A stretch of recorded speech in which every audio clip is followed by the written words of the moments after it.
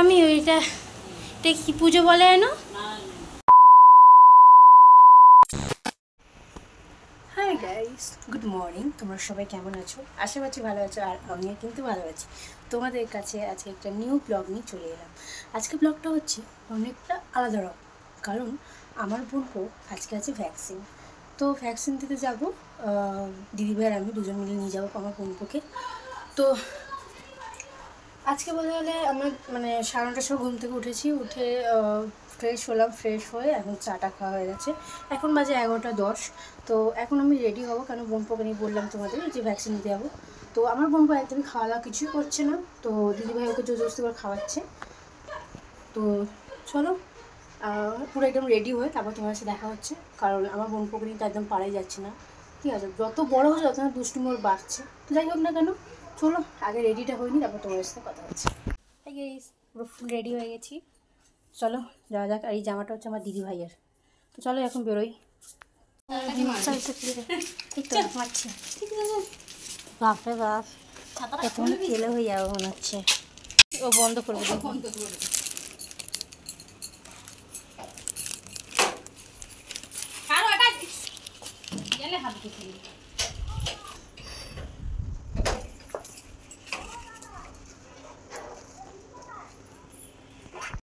তোমরা দেখতেই পাচ্ছ যেখানে আমার বোনপোকে ভ্যাকসিন দেওয়া হবে সেখানে আমরা চলে এসেছি। তো ওখানে এসে আমরা অনেকক্ষণ ধরে একটু ওয়েট করলাম, ওয়েট করার পরে তারপরে আমার বোনপোকে ভ্যাকসিন দেওয়া হলো। এবারে হচ্ছে কি বলতো, যখন ভ্যাকসিনটা দেওয়া হচ্ছিলো তখন যা কান্নাকাটি করছিল না বোনপো, সেগুলো তোমরা একটু পরেই জানতে পারবে এবং শুনতেও পারবে ওর কথাটা। বাট যাই না, তোমরা দেখতে থাকো কী কী হয় না হয়।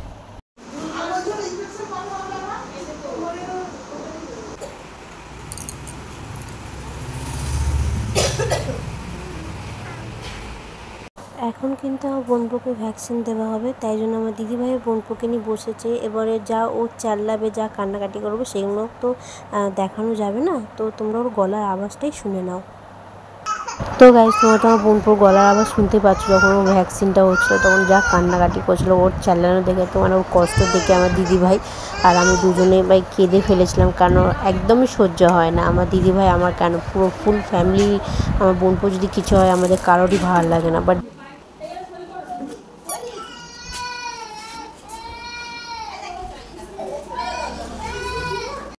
ফাইনালি আমাদের বোনপোর কিন্তু ভ্যাকসিন নেওয়া হয়ে গেছে। ভ্যাকসিনটা নেওয়ার পর তো ও তো খুবই রাগ করেছিল। রাগ করে ও হয়তো ভাবছে যে আমাকে জোরজবস্তি কেন ভ্যাকসিন দেওয়া হলো। বাট যাই হোক না কেন, তারপরে যে নার্স দিদিরা ওখানে থাকে, ওই নার্স দিদি কী করলো, ওকে একটু একটা ক্রিম বিস্কুট দিল। ক্রিম বিস্কুটটা নিয়ে সোজা আমরা বাইরে চলে এলাম। বাট চলো বাইরে গিয়ে একবার দেখা হচ্ছে তোমাদের সাথে। তো গাইজ, বাড়িতে চলে এসেছি। বাড়িতে এসে একটু রেস্ট নিচ্ছি, কারণ মানে কতক্ষণ হচ্ছে, 15-20 মিনিট হচ্ছে এসেছি। এসে তো প্রীতমকে ফ্রেশ করালাম, তারপরে দিদিভাই আমি ফ্রেশ হলাম। বাট যাই হোক না কেন, এখন একটু রেস্ট নিই, তোমাদের সাথে পরে আবার দেখা হচ্ছে। তো গাইস, অনেকক্ষণ পর তোমাদের কাছে আবার এলাম। এখন বাজতে যায় 5:45। তো আমি এখন রান্নাঘর দিকে এসে দেখতে পাচ্ছ, আর বললামই তোমাদের যে আমার বোনপোকে ভ্যাকসিন দেওয়া হয়েছে। তো ভ্যাকসিনের জন্য তো ওকে সারা দিনটা নিয়ে থাকতে যাও। জানোই তোমরা, বাচ্চাদেরকে ভ্যাকসিন দিলে জ্বর আসে, এবং ওতে আমার বোনপোর কিন্তু হাত আর পা দুটোতে দেওয়া হয়েছে। মানে এই তো ওর পাটা প্রচুর ফুলে আছে। তো ও নড়তে বাচ্চা না, চড়তেও পারছে, বাচ্চা তো অত বলতে পারে না।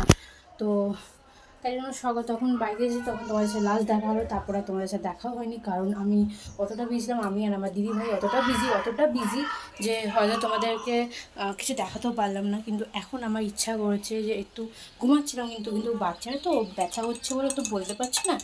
তো আমার দিদিভাইকে কোলে নিয়ে আছে, মাছ হাত একদমই থাকছেই না।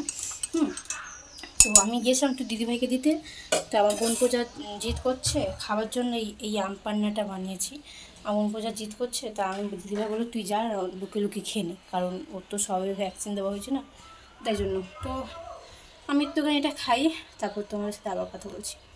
তো গাইস, আমি আমার আম পান্না খেয়ে নিয়েছি। আম পান্নাটা খেয়ে আমার দিদিভাই দেখো একটুখানি নিয়ে যাচ্ছি, কারণ আমার ইচ্ছা করে 2 বোন মিলে খাবো না। বোনপো যা দুষ্টুমি করছে খাওয়ার জন্য, তো ওর মধ্যে করে নিয়ে গেলে হয়তো বুঝে যাবে, কারণ কাছে গ্লাসের মধ্যে নিয়ে গেলে তো বুঝে যাবে, তাই জন্য একটু বাটির মধ্যে করে নিয়ে যাচ্ছি।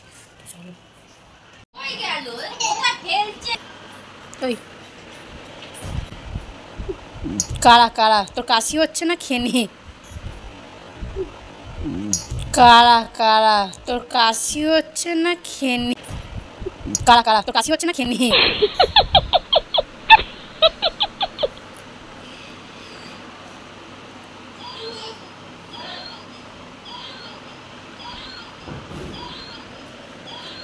সাড়ে সাতটার সময় আমার পাপা এসেছিলো, তো আমি তো ঝটপট করে রেডি হয়ে নিলাম, কারণ পাপা বলছিল বেহালায় যাবে, তো পাপার সাথে আমিও বেহালায় গেলাম। ফোন এসে যাচ্ছি। চা কি চা? ও কে কে খাবে? মা মা বললো খাবে।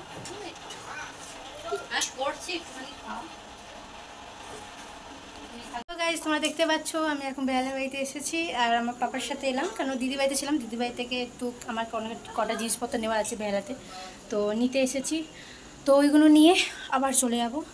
তো পাপার আমি এসেছি, পাপা একটু বসে আছে, আমি আমরা সবে ঢুকলাম। আর বৃষ্টি পড়ছে বলে তাই জন্য তোমাদের হয়তো রাস্তায় আসার সময় সেই ভিডিওটা করতে পারিনি, তো তাই জন্য ভেরি সরি।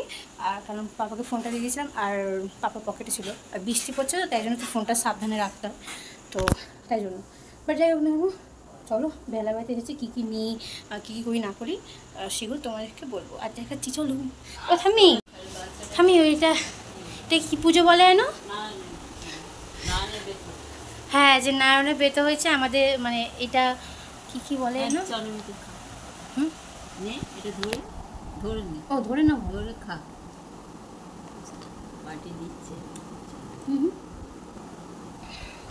আমাদের এটা বহু কাল ধরে এই পুজোটা হয়ে আসে, চৈত্র মাসের লাস্ট দিনে করা হয়, আর বৈশাখ মাসের লাস্ট দিনে, তাই তো ঠাম্মা? বৈশাখ মাসের লাস্ট দিনেও ভোগ করা হয় নারায়ণের এটা বার। তো এটা আমাদের মানে বহু কাল বছর ধরে হয়ে আসছে, তো তাই আমার ঠাম্মাও এটা করে। তো যাই হোক না কেন, আমরা এখন প্রসাদ খাই, প্রসাদটা খেয়ে তাও তোমাদের কাছে দেখাচ্ছি। তো গাইস অনেকক্ষণ আগে আমার দিদিভাই বাড়িতে চলে যেতে হয়, এখন হয়তো 1 ঘন্টা হয়ে গেছে দিদিভাই বাড়িতে চলে এসেছি আমি। আর মম ড্যাড বেরিয়ে গেছে, তখন আমি শ্যুট করতে পারিনি কারণ বৃষ্টি পড়ছে, তো ফোনটাও ব্যাগের ভিতরে রাখতে হয়েছিলো, তাই জন্য। তো এখানে আমার প্রীতম বাবার সাথে আমি একটু খেলছি, আর আমার জিজু খাবার খাচ্ছে, আর দিদিভাই আমি পরে খাবো, তখন জিজু আর প্রীতমকে সামলাবো। এখন জিজু খাবার খাচ্ছে বলে প্রীতম বাবাকে আমি সামলাচ্ছি, আমার বাবাকে আমি সামলাচ্ছি। আজকে আমার বাবার খুব কষ্ট হয়েছে, ভ্যাকসিন হয়েছে তো 2টো পায়ে হাতে, তাই না বাবা? হ্যাঁ, তোর জ্বরও এসছে খুব। যাই হোক না, বাট যাই হোক না কেন, আজকে ব্লগটা এখানেই শেষ করছি। তোমাদের যদি ভালো লাগে থাকে অবশ্যই কিন্তু লাইক কমেন্ট শেয়ার সাবস্ক্রাইবটা করে দিও। নেক্সট ব্লগ নিয়ে আবার তোমাদের কাছে আসছি, ততক্ষণ তোমরা ভালো থাকো সুস্থ থাকো, ঠিক আছে? আজকের মতন টাটা, বাই বাই।